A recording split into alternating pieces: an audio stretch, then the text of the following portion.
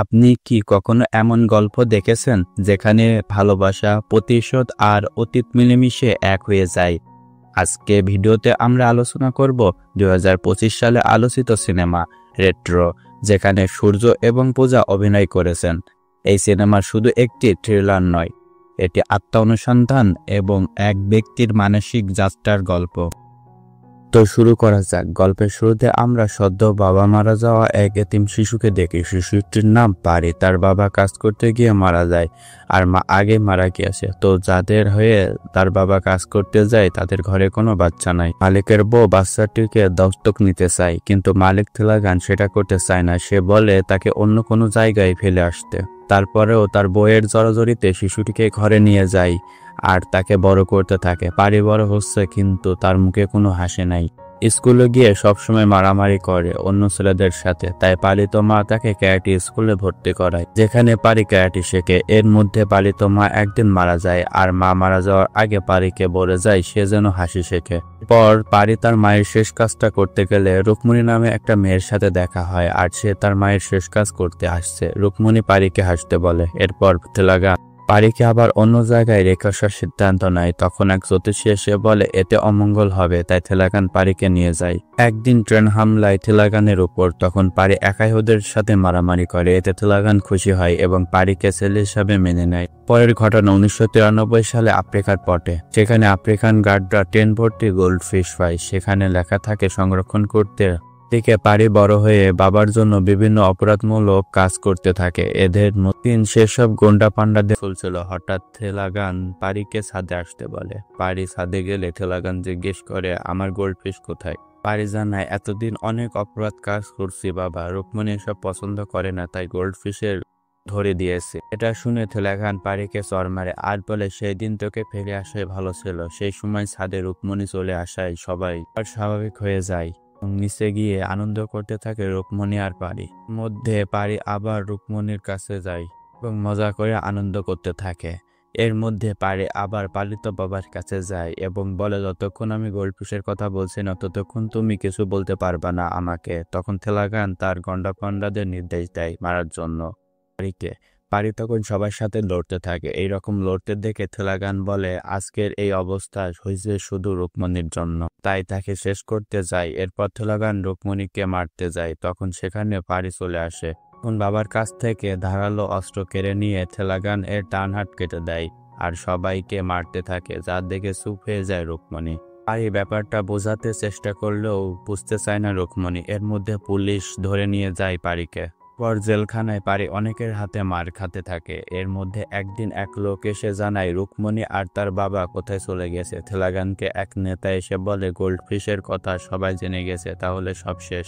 এইদিকে জেলখানাতে পুলিশ খুব মারামারি পারির উপর জিজ্ঞেস করে গোল্ডফিশ কোথায় রেখেছিস। এর মধ্যে একজন রুকমণি ছাদে নিয়ে খারাপ কথা বলে। গরম হয়ে যায় পারির, তাই পুলিশকে মারে। এরপর পুলিশের মাথায় গুলি ঠেকিয়ে জেলখানা থেকে বের হয়ে যায়। ওইদিকে নেতা থিলাগানকে জানায় পারিকে এভাবে মেরে গোল্ডফিশের খবর পাবে না। যদি রুকমণিকে খুঁজে বের করতে পারো তাহলেই পারি এমনিতেই গোল্ডফিশের কথা বলবে। থিলাগান সুস্থ হয়ে আগে জ্যোতিষীর কাছে যায়। সে পারি তার কাছে রাখতে বলছিল, তাই তখন জ্যোতিষীকে থিলাগান মেরে ফেলে। তখন তার লোকজন বলে আমাদের সময় দেন, রুকমণিকে খুঁজে বের করে নিয়ে আসবো।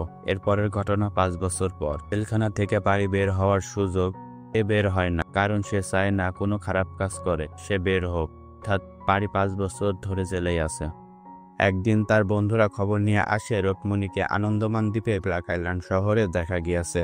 তার বাবা মারা গেছে আর এক পশু হাসপাতালে সে চাকরি করছে। এখনো রুকমণি বিয়ে করেনি। রুকমণি খোঁজ পেয়ে খুশি হয় পারে, তাই তো নাচতে থাকে। আর সে এসপিকে বলে আমাকে বের করে নিয়ে যায়, কারণ এই এসপিকে এক ইন্টারন্যাশনাল হিউম্যান গ্যাং বলছিল পারিকে তারা নিয়ে যেতে চায়, কারণ সে ভালো অভিনয় করতে জানে। কিন্তু তখন তা শোনেনি পারি, কিন্তু এখন সে রাজি হয়। তাই এসপি পারিকে বের করে ওই ইন্টারন্যাশনাল হিউম্যান গ্যাং এর হাতে তুলে দেয়। পারি তখন তাদের মেরে পালিয়ে যায়। এইদিকে পারি যে জেল থেকে ছাড়া পেয়েছে আর তাকে ইন্টারন্যাশনাল হিউম্যান গ্যাং যে বের করেছে তা জানতে পারে থিলাগান, তাই ওই গ্যাংকে খুঁজতে থাকে। কারণ তার বাড়িকে লাগবে। আর পারির কাছে খবর আছে ওই গোল্ডফিশের। ওইদিকে পারি তার বন্ধুরা মিলে একজনকে ধরে নিয়ে আসে, আর যাকে ধরে নিয়ে আসে সে হচ্ছে একজন কমেডিয়ান। সে কমেডি শো করে থাকে, আর তাকে পারি জেলখানাতে দেখেছে। তাকে ধরে নিয়ে আসার কারণ ব্ল্যাক আইল্যান্ডে অপরিচিত কেউ ঢুকতে পারে না, এমনকি পুলিশও। তাই পারি তাকে নিয়ে ওই আইল্যান্ডে যায় পশুর ডাক্তার হয়ে।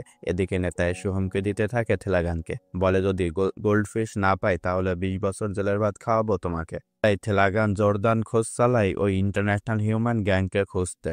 একসময় তাদের এসপির মাধ্যমে ওই হাসপাতালে দেখা পায়। তারা তখন জানে আমাদের মেরে বস পালিয়ে গেছে, তাই আমাদের বস এখন তাকে মারার জন্য খুঁজছে। থেলাগান বলে আমিও তাকে খুঁজছি, তবে জীবিত। এর মধ্যে থেলাগান জেগে গিয়ে এসপিকে মেরে ফেলে সেখানে, কারণ এসপি পারিকে ছেড়ে দিয়েছে। ওইদিকে পারি সহ ব্ল্যাক আইল্যান্ডে চলে আসে। এরপর পারি অভিনয় করে সবাইকে হাসায়। তখন সেখানে আসে রুকমণি। এত বছর পর পারি তাকে দেখে স্তব্ধ হয়। হঠাৎ পারিকে দেখে চুপ হয়ে যায় রুকমণি।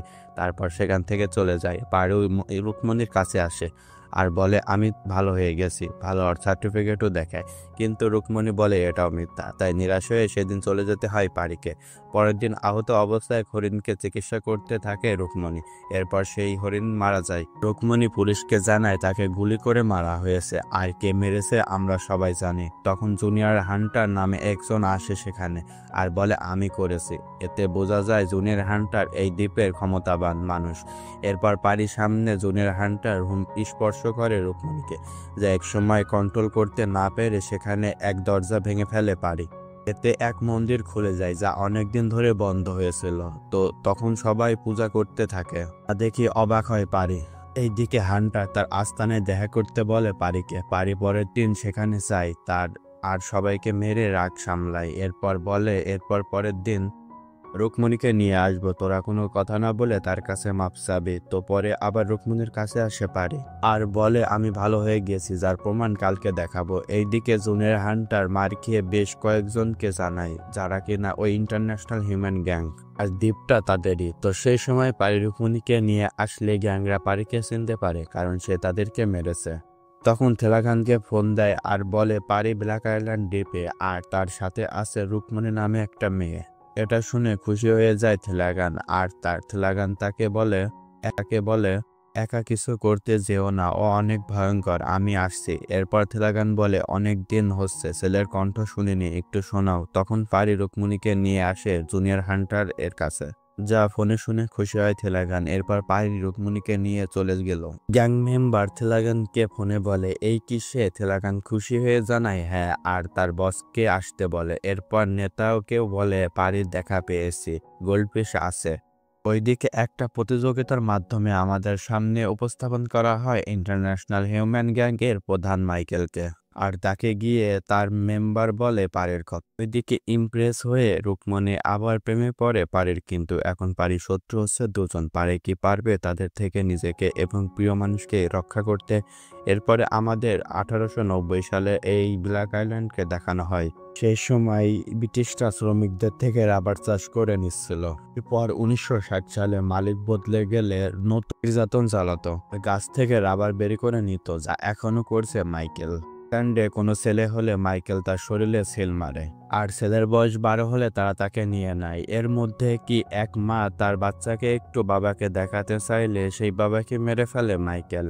এখন একজন বলে আপনারা রাজা হয়ে যদি এইরকম পোলদের মারেন তাহলে আমরা কোথায় যাব? এরপর লোকটি আরো বলে কেউ এই সব থেকে রেহাই দিতে একদিন ঠিকই আসবে। জানায় এখানে শুধু আমার রাজত্ব চলবে। পারি রুকমণির সাথে পুরো আইল্যান্ড ঘোরে। এর মধ্যে পারি আসে পাগল মায়ের কাছে, আর তাকেও নিয়ে আসে হাসির প্রোগ্রামে। তারপর পারি সেখানে হাসতে থাকলে মাইকেল তার দলবল নিয়ে আসে। এখন সেখানে থাকা সবাই ভয় পেয়ে যায়। পেছনে ঘুরলে দেখে ওই সব গ্যাং যাদেরকে পারি পিটিয়েছে। এরপর বিভিন্ন কথা বলতে থাকলে রুকমণি সেখান থেকে চলে যেতে থাকে। তো এরপর মাইকেল বিভিন্নভাবে রুকমণিকে নিজের সাথে যাওয়ার কথা বললে রুকমণি সেখান থেকে চলে যেতে থাকে। তখন মাইকেল আটকায়। তখন রেগে গিয়ে মাইকেলের কলার ধরে পারি। তখন সবাই পারির দিকে বন্দুক তাক করলে মাইকেল তখন জানায় আমি তাকে আটকেছি সব সত্য জানার জন্য। এরপর পারি এখানে আসছে যা যা করে সব রুকমণিকে বলতে থাকে। এমনি ওই কমেডিয়ানও বলে তাকে কিডন্যাপ করা হয়েছিল। এতে রুকমিনী রেগে যায় পারির উপর। পারি আবার বুঝতে চাইলে বুঝতে চায় না রুকমিনী। চলে যেতে থাকলে পিছু নেয় পারি। একজন বাধা দিলে মারতে থাকে পারি, সেটাও আবার দেখে রুকমিনী। তাছাড়া আরো অনেকে মারে। একজনকে মেরলে রুকমিনী তাকে আটকায়। তখন রুকমিনীকে রাগ দেখায় পারি। রুকমিনী বলে মারো, আমাকেও মারো, এই তোমার বদলে যাওয়ার মোহনা। তখন পারি জানায়, হ্যাঁ আমি এমনই, নিজেকে বদলাতে পারিনি, সবসময় খুন খারাপি করি, তারপরেও আমি তোমাকে ভালোবাসি। রুকমিনী বলে এইভাবে ভালোবাসা হয় না, তোমার আমার মেলে না, তাই তুমি এখান থেকে চলে যাও। এই বলে কান্না করতে করতে চলে যায় রুকমিনী সেখান থেকে। তখন পারিও বসে কান্না করতে করতে বলে আমি চলেই যাব, যাও তুমি। এরপরে মাইকেল তার কাছে আসে। পারির বলে, তুই বলেছিলি না আমাকে ফাইট করার জন্য নিবি, আমি রাজি আছি এতে। তখন মাইকেলও বলে, তোর আসলে দেবদাস হওয়ার জন্য জন্ম নয়, তুই ফাইট করবি আমার কাল ফাইটে। তাই পারি রুকমিনীর ছবি ছিঁড়ে ফেলে মাইকেলের সাথে চলে যায়, তার বাবার কাল ফাইটে অংশ নেয়। এরপর রুকমিনীর কথা মনে পড়ে সবাইকে মারে। মাইকেল সহ সবাই পারির দানব বলে চিৎকার করে। এরপর ফাইট শেষ হলে পারি জিতে যায়। যারা হেরে গেছে তাদের একজনকে মেরে ফেলতে বলে মাইকেল। গ্যালারিতে থাকা সবাই তখন কিল কিল বলতে থাকে, কিন্তু পারি জানায় আমি মারতে পারবো না, তাই মাইকেল মারে। এতে গ্যালারিতে থাকা সবাই খুশি হয়। অন্যদিকে যারা হেরে গেছে তারা সবাই কান্না করে। তারপর মাইকেল পারিকে ডাকে আর জিজ্ঞেস করে, তোর কাছে নাকি গোল্ডফিশ আছে।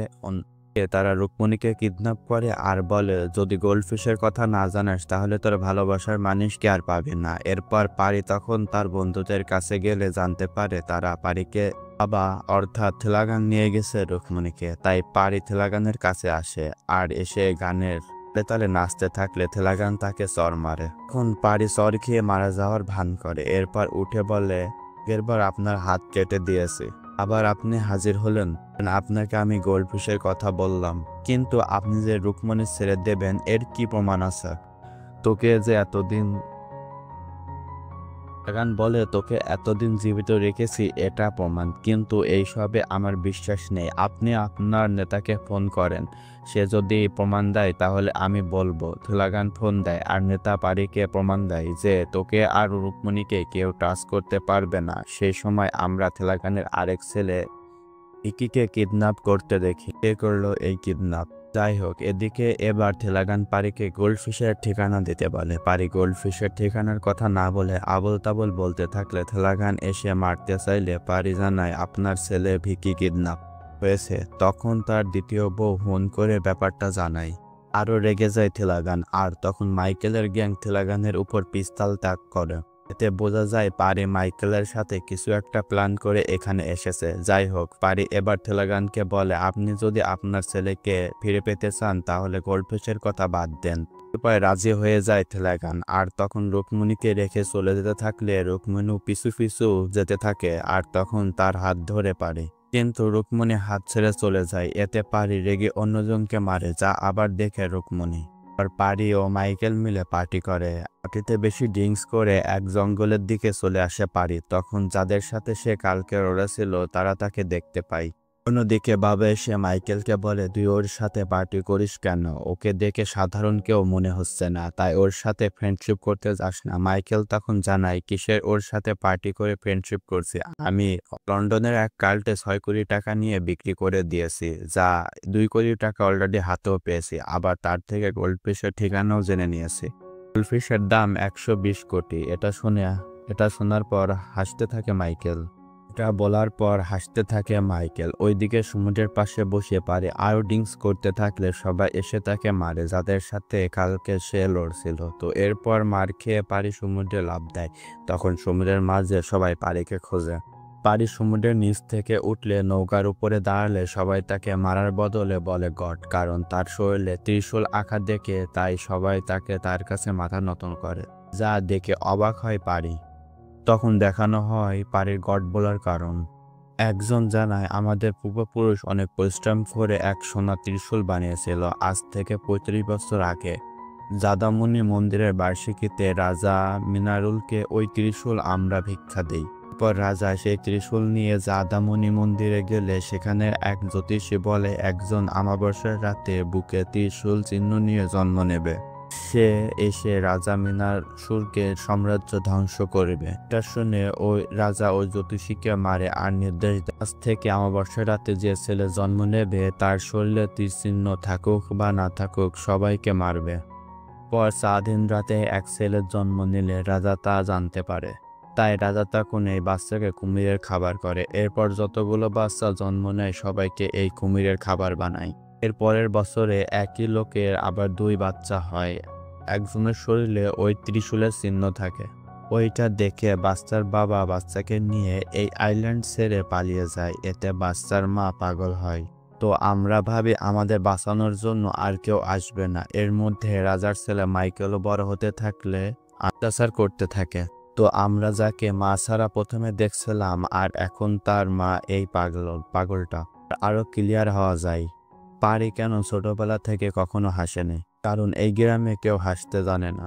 এরকম হাসি আতঙ্কে থাকলে কার হাসি থাকবে। এবার পারি বুঝতে পারে সেদিন মন্দিরের দরজা ভাঙার পর তার হাতে কেন লাগছিল না, আর পানিতে লাফ মারার পরেও সে কেন বেঁচে গেল। পরের পেছনে সব ভেবে কান্না করে পারি, আর সে তার আসল বাবাকে খুঁজে পায়, যার সাথে কিনা সে কালকে লড়েছিল। তো এবার পারি তাদের সাথেই থেকে তাদেরকে মারার জন্য প্রস্তুতি নেয়।